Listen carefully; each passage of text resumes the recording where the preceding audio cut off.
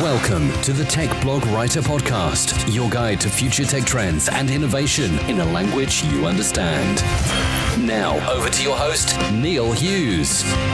Welcome back to the Tech Blog Writer Podcast. It seems that the universe is telling me that the legal industry is shaking off their reputation of being slow to embrace technological change and indeed any form of change.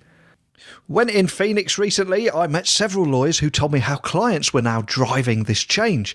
And more recently, I've spoke with two people from Dentons, the world's largest law firm, who were taking things to another level by talking about everything from smart cities to driverless cars. Now today, I want to talk with Colin Earle, and he's the CEO of Agiloft. And he's coming hot off the heels of Legal Tech, the world's largest legal tech event, where law professionals evaluate legal and document management software. But it's Agiloft's powerful contract management solution that is actually helping corporate legal professionals to mitigate their contract compliance risk, which of course then allows them to drive consistency and best practices in document assembly and ultimately automate even the most complex review and approval processes. And it also comes with a deep configurability that provides unparalleled control over legal processes and workflows, allowing decision makers to better realise their organisational objectives. And the company has won numerous awards recently, which put them firmly on my radar. So let's get him on the show to find out more. Buckle up and hold on tight so I can beam your ears all the way to the heart of Silicon Valley so we can speak with Colin Earle, CEO at Agiloft. So a massive warm welcome to the show, Colin. Can you tell the listeners a little about who you are and what you do? Sure. My name is Colin Earle, and I'm the CEO of Agiloft, a maker of code-free enterprise software applications. For example, contract lifecycle management, service desk, compliance, etc. Customers run the gamut from folks like Roche, Chevron, AT&T, Fortune 500 companies, to public sector organizations like USAF and startups like Shopify.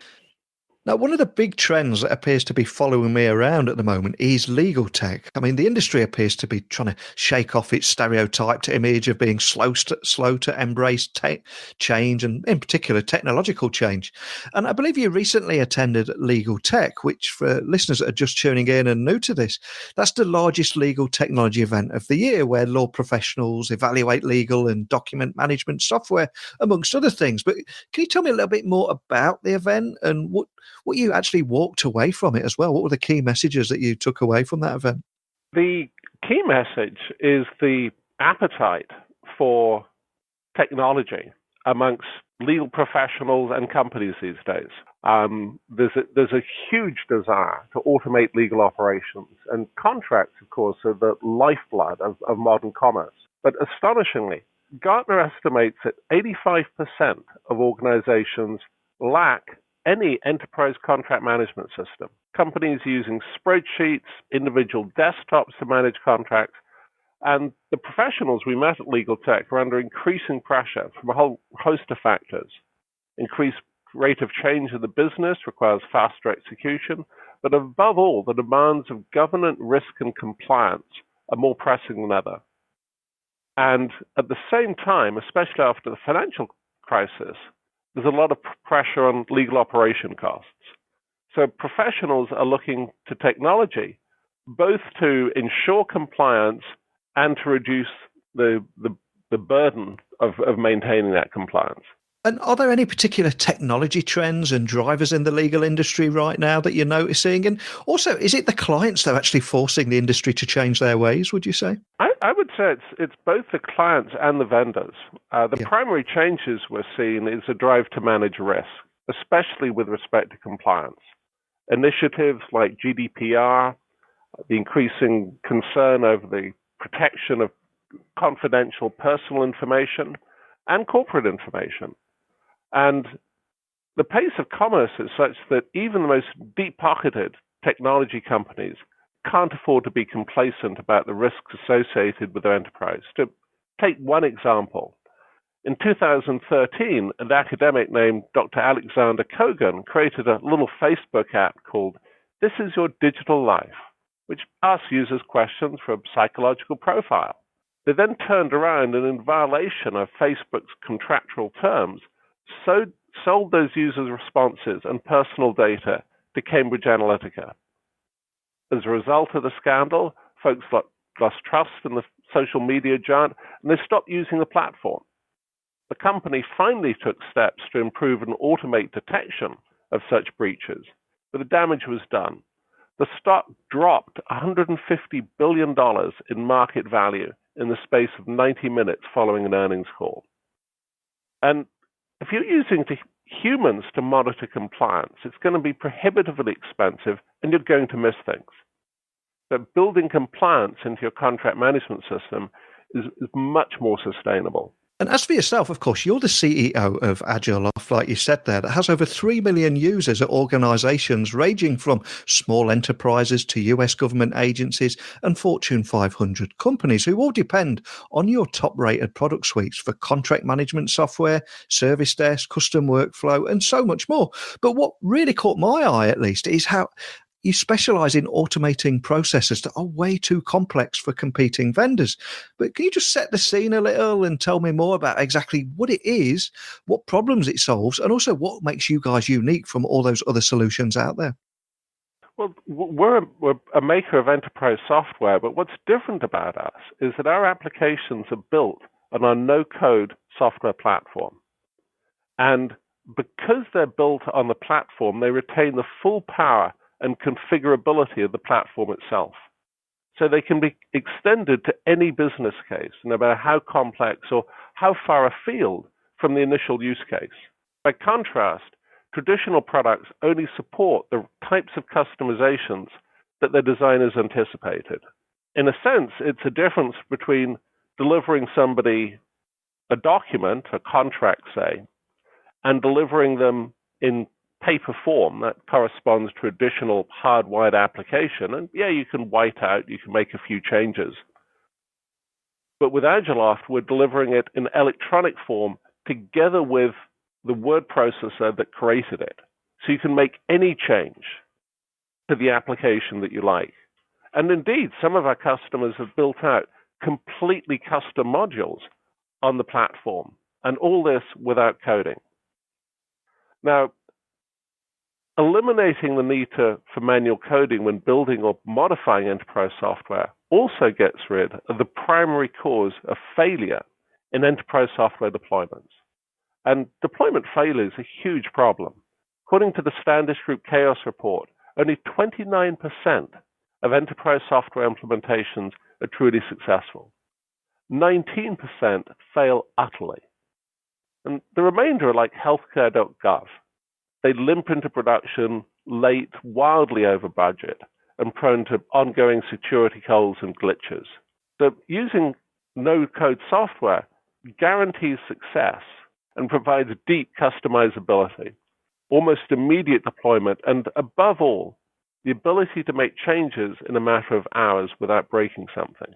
So when, as not infrequently happens, a customer says, well, yeah, you've delivered exactly what we said we wanted, but it turns out, now the users are actually working with it, that it's not quite what we need and significant changes are required. It's not a problem. Those changes are made in a matter of days or in some cases hours. I'll give you an example. One of our customers, Enki, it's a cloud computing provider. They spent 6 months and 50,000 lines of code customizing NetSuite to meet their particular business processes. And they weren't finished at the end of the time. So it was with some level of desperation they tried Agiloft. Well, in the space of 10 days, they reproduced all those 6 man-months of customizations, and they did so without writing a line of code. They went live 2 weeks later. Oh, and the person who had written the 50,000 lines of code, the person who evaluated Agiloft and decided to toss out NetSuite, his previous job title was Director of Engineering for NetSuite. Literally tossed out his own baby. Wow, that's what a fantastic story. We will have people listening from a variety of backgrounds, both in and outside the legal industry. So just to ensure everyone's on the same page, what are the benefits of fully integrating corporate litigation, case and contract management processes, just to ensure that everyone understands just what a game changer this is? Well, the primary benefits are the elimination of duplicate data and the overhead of integrating different systems to get everything to work together. And if this really comes to the fore when making changes, it becomes exponentially more difficult to effect a change when it has to be coordinated across multiple systems. Additional benefits include the reduced cost of supporting and training users on one system as opposed to multiple systems, and of course, maintaining those systems. And given the low rate of success for enterprise software deployment, there's going to be a few people listening and business leaders listening that have been burnt in the past by expensive projects. So what steps do you recommend that firms can take to increase their odds of actually getting a return on their software investment? Well, the most essential step and the simplest is just choosing the right software and the right vendor. But many companies jump in without really making sure they've done that. Indeed, many of our customers folks who have come to us to replace a system that's proven too inflexible or too expensive to maintain. It's not fatal because the experience generally gives them a much better understanding of their true requirements, but and that makes our implementation so much easier, but it's a painful lesson. I'd say there are 3 steps to ensuring success. The first is to think about your requirements and demand that the vendor actually demonstrate how they will address them. Unless you only have a handful of users and very simple needs, don't be satisfied with a cookie-cutter demo. Demand to see the system demonstrating a couple of your most challenging and urgent requirements, and ideally, your most unique requirements. The second is to request a demonstration of the system's ability to change, because your user needs will change, your business will evolve. So save 1 or 2 of your asks for during the demo itself and ask the vendor to demonstrate live, not to prepare in advance to do a Blue Peter, but to demonstrate while you're watching how they would configure the system to address these needs, to do so in real time. And that way you'll see how easy or difficult it is to configure. The third, and possibly the most critical step, is this: demand that the vendor share the risk of the implementation with you and provide some type of guarantee. Vendors are fond of making grand promises. Ask them to back those promises up in writing, to provide an unconditional guarantee of success that covers both the software and the implementation services. Because the implementation services can exceed the cost of the software by a factor of 2 or 3 quite easily. Fantastic advice. And I've seen what happens when people don't take that advice on more than one occasion. If I might jump in there, yeah. The goal here is that it's twofold. First off, they will only provide the guarantee if they're confident that they can actually deliver. If they're not confident and they stand the risk of losing the investment they've made in the consulting services, they'll back away. So the point is not you'll get your money back, it's that you won't need to ask for it. But as important, the guarantee ensures that the vendor doesn't lowball the initial implementation estimate and then hit you up for additional costs once you're committed. Because if they tried that, you could simply cancel. So it guarantees honesty on the part of the vendor. And users changing their mind is not the exception, it's the rule. So it's really important you choose a system that will adapt to the changing needs of the business and be capable of responding to user feedback. If you follow those steps, you can guarantee success. Fantastic. And as this is a tech show, Agiloft's latest integration capabilities with enterprise systems such as Salesforce look incredibly attractive as well, for obvious reasons. But can you tell me a little bit more about your advancements in applying artificial intelligence to contract management challenges of, those large organizations? I think it's a fantastic story. Absolutely. Well, there are three areas where AI technology is having a big impact for organizations large and small. Firstly, robotic process automation has a huge effect on legal operations. Automating workflows and routine tasks like approval and notifications reduces friction, and it all but eliminates the manual overhead of keeping those tasks on track. The system will minimize laborious manual reviews and speed up cycles by learning or being programmed or specified decision-making criteria based on similar arguments, and will automatically modify documents and propose changes to meet corporate policies. The result is shorter cycles and higher productivities for legal departments. Next, advances in natural language processing will make contracts much easier to generate and manage. CLM software is using predictive intelligence to automatically suggest the appropriate clauses in contracts. And of course, one has template technology to provide predefined contracts with acceptable clauses. Legal departments today can save common contracts to a central repository and search them for use in upcoming contracts. And AI will allow them to create full contracts from emails at the click of a mouse, or even conversations. In fact, as far as voice-activated technologies like Amazon's Alexa mature, they may become the primary interface for accessing information. Agiloft's built an interface to Alexa already, and that'll be available in the release later this year. The transition, of course, will start with routine tasks. Instead of looking up information, legal professionals will be able to ask a voice bot to bring up the relevant information or report, either at their desks or in their cars. For example, Alexa, what's the total value of contracts up for renew? What contract do I next have to approve?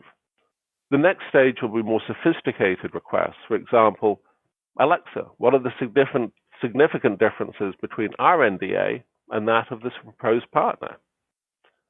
The third big area that the AI will impact is risk management. Managing the risks associated with large volumes of contracts isn't just about making sure all appropriate clauses are included. It's also about monitoring compliance with the terms of the contract, both internally and externally. Today's contract management system does a good job of digitally auditing contracts to ensure that they have appropriate clauses related to data privacy, confidentiality, or other regulations such as GDPR. AI-enabled software will take this a step further by automatically identifying revenue or compliance-related risks and suggesting additional actions. Now, as CEO of Agiloft, there's something I must point out today is you must feel incredibly proud that you've recently been named PC Magazine's Editor Choice Award for contract management software, not just this year, but for the fourth year in a row. I mean, can you tell me more about that and really what that recognition means to you? I am very proud. And PC Magazine does a pretty thorough job of analyzing and testing functionality. So this is a significant achievement. But I'm delighted to say it's not our only award. The analyst firm Spend Matters recognized Agiloft as a value leader in its 2018 contract management solution map and named us as one of the 50 providers to watch for procurement software. We got a customer experience award from the Infotech analyst groups, 3 Stevies award for our platform, including platform as a service, and a gold Stevie for customer service, which really reflects the quality of not just the customer service and support folks, but the entire implementation team. It's been a spectacular year. Absolutely. And those awards speak volumes. They really do. I'm curious, though, do you have any feedback stories or use cases of how Agiloft has actually helped transform the firm's processes using your tech? And maybe just so they can have maybe a before and after picture of just what a difference you guys have made. Sure. Well, most legal departments are concerned about managing risk, complying with regulations, and reducing costs. But for many companies, the day-to-day utility of a contract management system is simply around managing the bottom line.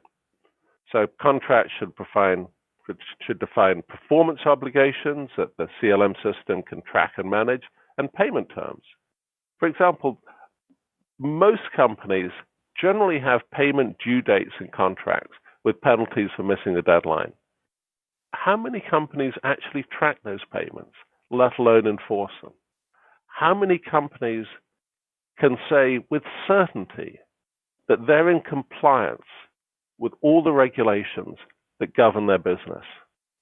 And it's that before or after picture which Agiloft drives. From a vague hope that one is in compliance to a certainty, and the ability to demonstrate that certainty, to an auditor without a massive overhead of preparing documents to address the audit. Auditability becomes a side effect of business process automation. And when the auditor arrives, it's a matter of printing out a report. It can take all of an hour or two, a few hours, to prepare for an audit report that used to take weeks or months. On the supply side, one of the most common forms of operational non-compliance is simply overpaying, not keeping track of, because the company isn't keeping track of volumes or other discounts negotiated in the contract. A good example of a company which is really taking a comprehensive approach to that is the OB Hospitalist Group, a provider of healthcare services with more than 120 programs covering 560 doctors in 28 states. Keeping track of the expirations and renewals and contracts associated with hundreds of vendors and ensuring that discounts were being applied and obligations met was a massive overhead, automated through Agiloft now. On the revenue side, matching insurance payments against services was equally daunting. So automating the CLM with Agiloft has given them accurate, up-to-date cost and renewal information. It's eliminated overpayments and provided visibility into the revenue cycle. The result's not just cost savings, but better use of resources, better decision-making.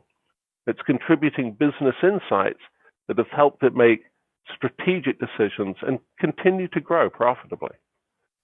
And you guys have enjoyed incredible success, and there's so much going on at the moment. But I've got to ask, what's next for Agiloft? Is there anything else you can share with us today about the road ahead? Sure. In broad terms, next is to continue to develop our software and partnerships.